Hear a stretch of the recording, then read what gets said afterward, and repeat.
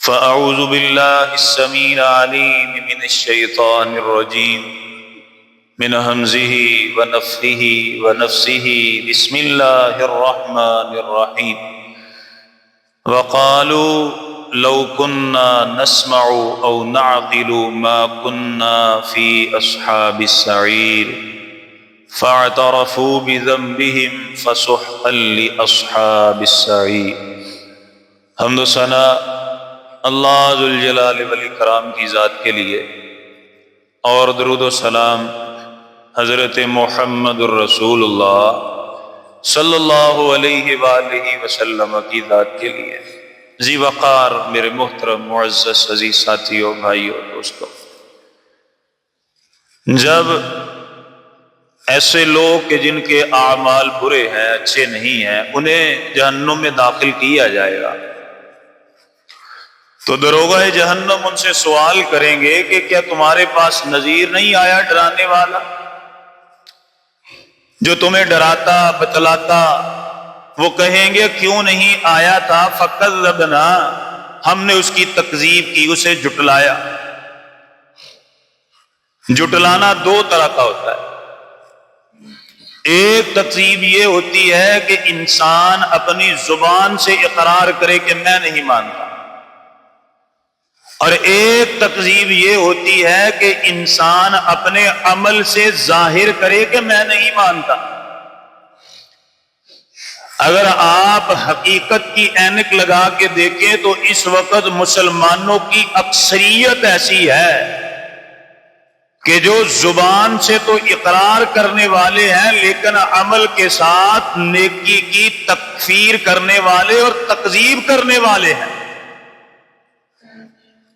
اور نیکیوں کو معمولی سمجھنے والے ہیں کہ پھر کیا ہو گیا، پھر کیا ہو گیا، نیکی نیکی کیا ہو گیا جی، ہم اس سے تو اچھے ہیں کہ جو یہ نہیں کرتا۔ ہائے ہائے، یہ ایک مسلمان کی سوچ تو نہیں ہونی چاہیے۔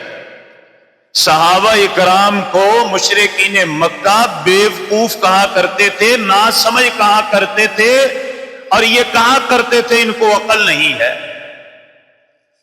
یہ نہیں کہ وہ عقل والے، بڑی عقل تھی، بڑی سمجھ تھی، لیکن انہوں نے ساری کی ساری عقل اگر استعمال کی تو اللہ کے نبی کی اطاعت اور فرما برداری میں استعمال کی۔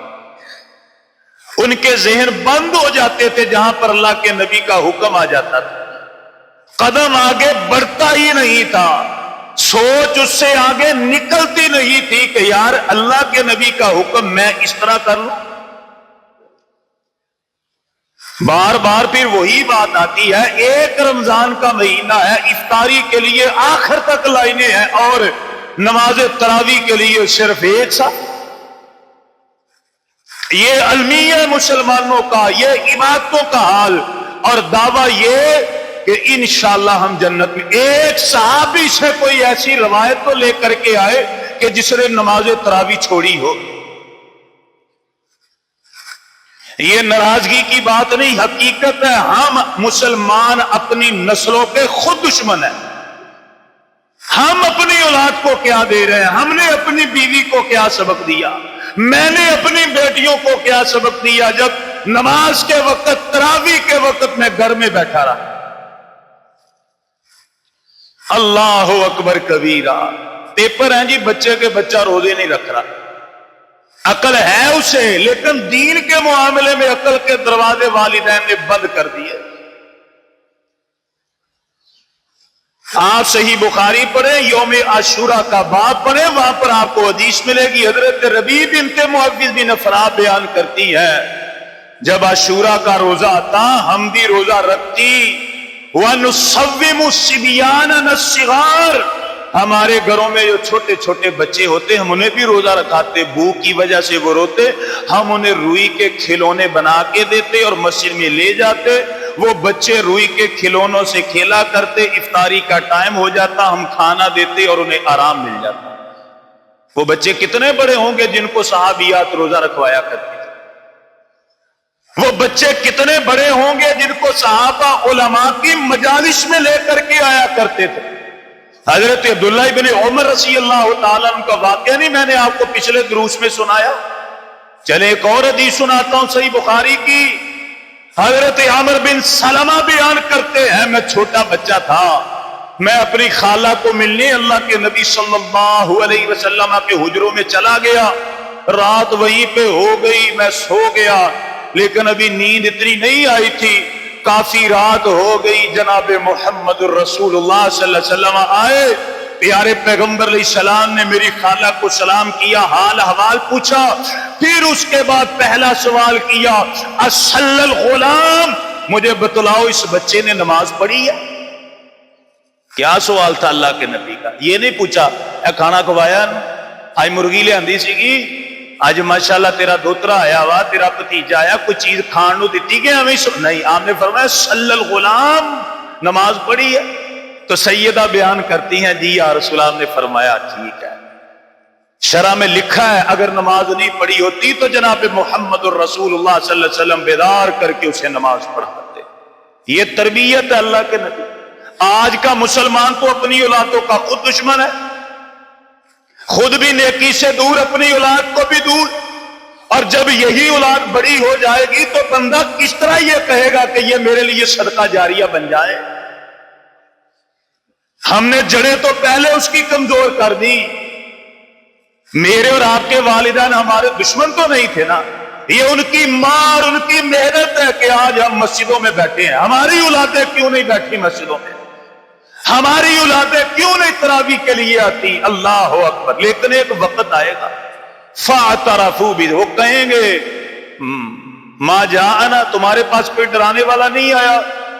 کہیں گے کیوں نہیں آیا؟ فکذبنا، ہم نے جھٹلایا، ما نزل اللہ، ہم نے کہا نہ یہ جو تم باتیں بیان کرتے ہو یہ تو بھولی بسری باتیں ہیں، وقت آئے گا دیکھی جائے گی۔ اور اس وقت کے بارے میں کہتے ہیں جب وہ وقت آئے گا تو دوبارہ واپسی کا کوئی چانس ہے؟ کل بتایا تھا میں نے آپ، فاعترفوا بذنبہم، وہ کہیں گے کاش ہمیں عقل ہوتی۔ عقل دین کے معاملے میں نہیں ہے۔ سورہ روم ہے، اللہ تعالیٰ فرماتے ہیں یعلمون ظاہرا من الحیات الدنیا، دنیا کا بڑا پتہ ہے۔ اگر ایک دن بچہ اکیڈمی نہ گیا تو مسئلہ خراب ہے، اگر اسے انگلش کی اسمبلی نہ آئی تو مسئلہ خراب ہے، ریاضی کا سوال نہ آیا تو مسئلہ خراب ہے، فیکٹری میں نہ گیا تو دیہڑی کاٹی جائے گی، اگر وہاں پر نہ گیا تو مسئلہ خراب ہے نوکری کا۔ یعلمون ظاہرا من الحیات الدنیا، اس دکان سے مہنگا سودا ملتا ہے، یہاں سے سستا ملتا ہے، اس سے چیز اچھی ملتی ہے، یہ ملتی ہے، اتنی سمجھ بوجھ۔ ہمارے استاد فرمایا کرتے اگر ایک تمباکو اور سگریٹ پینے والا ہے، وہ سگریٹ پینے کے لیے 6 دکانوں کے چکر لگا لیتا ہے، اور رب کو راضی کرنے کے لیے مسجد کے 5 دفعہ چکر کیوں نہیں لگاتا؟ بڑی عقل ہے، دین کے معاملے میں عقل نہیں ہے۔ پھر کوئی نہیں پتر بڑا آئے گا تو پڑھ لگی، پھر کی ہو گیا، تی جوان ہوئے گی تو پردے نہ کر۔ اللہ فرماتے ہیں دنیا کے بارے میں بڑی عقل تھی، بڑا شعور تھا، اور وہ کہیں گے لو کنا نسمع، کاش ہم سنتے ہوتے، یعنی دین کو سنی انسنی کر دیا۔ آپ آئیں سورہ انعام، سورہ اعراف میں اللہ تعالیٰ فرماتے وَلَقَدْ ذَرَأْنَا لِجَهَنَّمَ كَثِيرًا مِنَ الْجِنِّ وَالْإِنسِ لَهُمْ قُلُوبٌ لَا يَفْقَهُونَ بِهَا وَلَهُمْ أَعْيُنٌ لَا يُبْصِرُونَ بِهَا وَلَهُمْ آذَانٌ لَا يَسْمَعُونَ بِهَا أُولَئِكَ كَالْأَنْعَامِ بَلْ هُمْ أَضَلُّ۔ اللہ تعالیٰ فرماتے ہیں جہنم کے سال بڑے لوگوں کو ڈال کر کے جہنم کو بڑھا جائے گا، وہ جن ہوں گے، انسان ہوں گے، اور کون ہوں گے؟ لہم قلوب، ان کے دل تھے پر سمجھتے نہیں تھے، آنکھیں تھی پر حق کو دیکھتے نہیں تھے، کان تھے پر حق کو سنتے اور سمجھتے نہیں تھے۔ اللہ فرماتے اولئک کالانعام، یہ تو جانور کی طرح بلکہ جانور سے بھی زیادہ بدتر ہے۔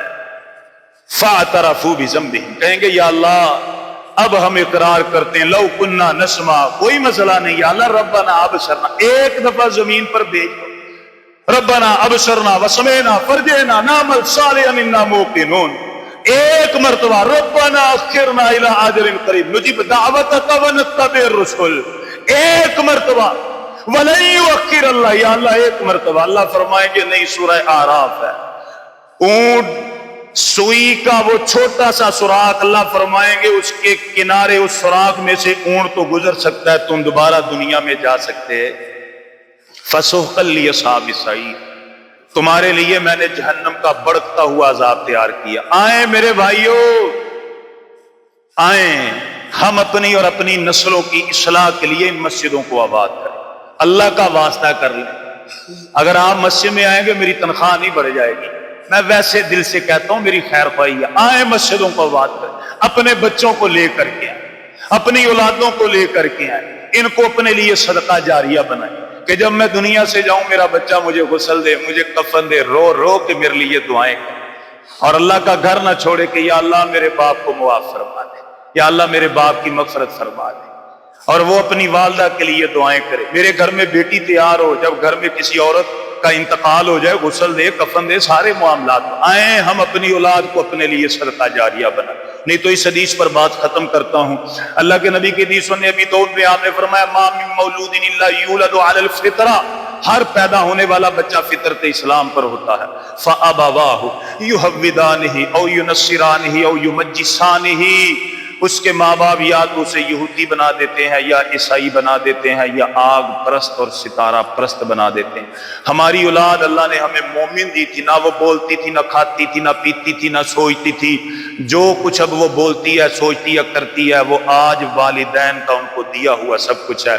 تو آئیں ہم غور کریں ہم نے اپنی اولاد کو کیا دیا، کیا سمجھایا، کیا بولنے کے لیے۔ اللہ دین کی سمجھ عطا فرمائے، اللہ تعالیٰ بیماروں کو صحت عطا فرمائے، تنگ دستوں کی تنگ دستیاں دور فرمائے۔ آمین وآخر دعوانا الحمدللہ رب العالمین۔